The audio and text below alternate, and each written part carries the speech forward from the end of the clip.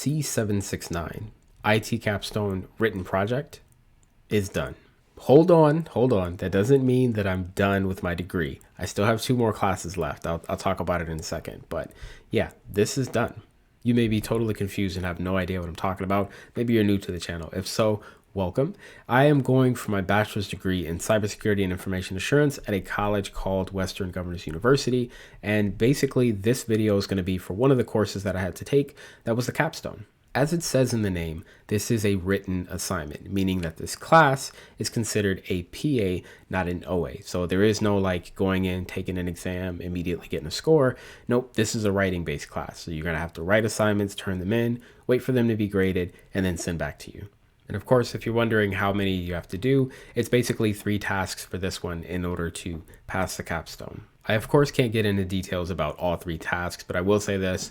The first task is probably going to be the shortest. The second task is definitely going to be the longest. And then the third task is, somewhere in the middle. But really, the second and third tasks are going to be the ones that are really going to test you. Both the second and the third tasks were papers that were longer than anything else that I've had to write, period. Like, the study.com stuff that I did, nothing was nearly as long as these were. The Sophia classes, when I was doing those papers, none of those were nearly as long as these 2. This is a really, really long assignment. That being said, though, I actually genuinely enjoyed doing this assignment more than any other assignment that I've done, especially any assignment at WGU.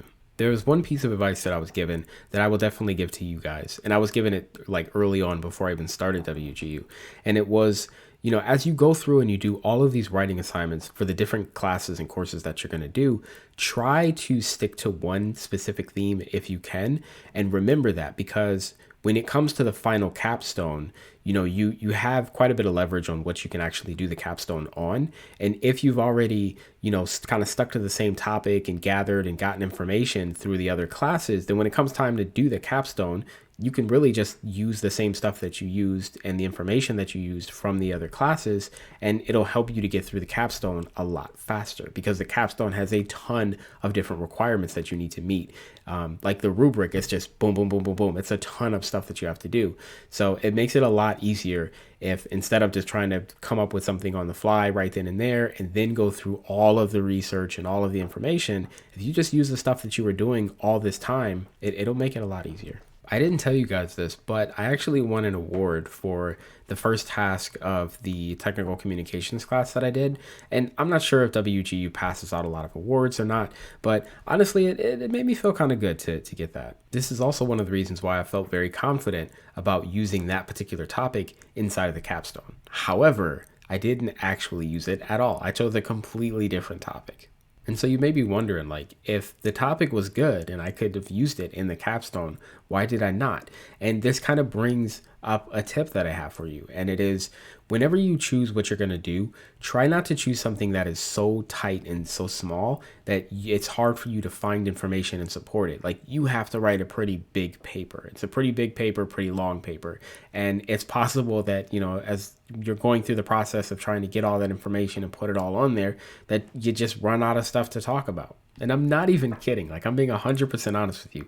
This actually happened to me. And it happened to me with one of the Sophia learning classes that I was doing. I was supposed to write a paper. I think it was for English Composition 1. And one of the topics that I was doing, I was writing it and writing it and writing it. And I started off super strong. I was feeling great. I got about 3/4 of the way done with the paper. And Sophia actually has like length requirements. So you have to have a certain number of words. And I got about 3/4 of the way done. And I just completely ran out of ideas. I had nothing else to write. I was like, I don't know how I'm going to finish this paper. I think what I ultimately ended up doing was just choosing a different subject because I couldn't do it anymore. So yeah, be careful. So yeah, the biggest problem, honestly, that most people have from what I've seen is they just have trouble choosing a topic. And that's okay. It's going to take you a while to figure out what it is that you want to do. But again, just remember that you need to have something that's big enough. And really what I would recommend you do, just another tip to you guys, before you choose that topic, before you choose whatever it is that you're going to write about, go look at all 3 tasks. When you get access to that course, go to task 1, go to task 2, go to task 3. Look at the entire rubric for all 3 of them so you don't end up in a situation where you just don't know what's coming, right? There's no reason for you to get caught out by any surprises because you have an opportunity to see everything before you choose that subject and before you lock yourself into doing something specific. I won't say that it was an easy course for me, but I will honestly say that it was easier for me than some of the other courses. Like, honestly, man, English Composition 2 was more difficult for me than this was. What made this particular course difficult was just the length. It took a long time. It took a lot of writing. I was writing so much. I definitely did more than I think I was required to do.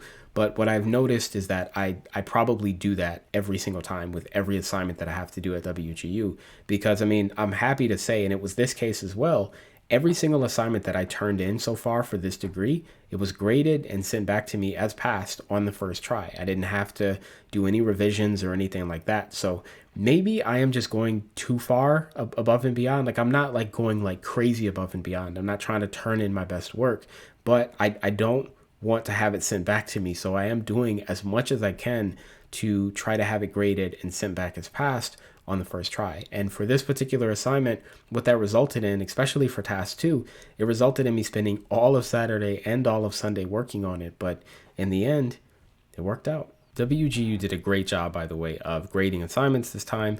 Typically, they take like 2 to 3 days, and it can be kind of annoying. And that's what I thought would happen with this one. I really thought that it would take them like probably 3 days for each of the 3 assignments. However, that's not what happened at all. They did these faster than any of the other ones. So let's quickly talk about that. Remember, there are 3 tasks that you had to do.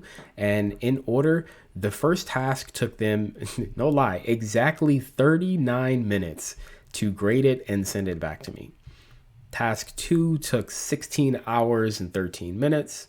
And then task 3 took 13 hours and 30 minutes. So all tasks together, the total wait time that I had to wait was just 1 day, 6 hours and 22 minutes.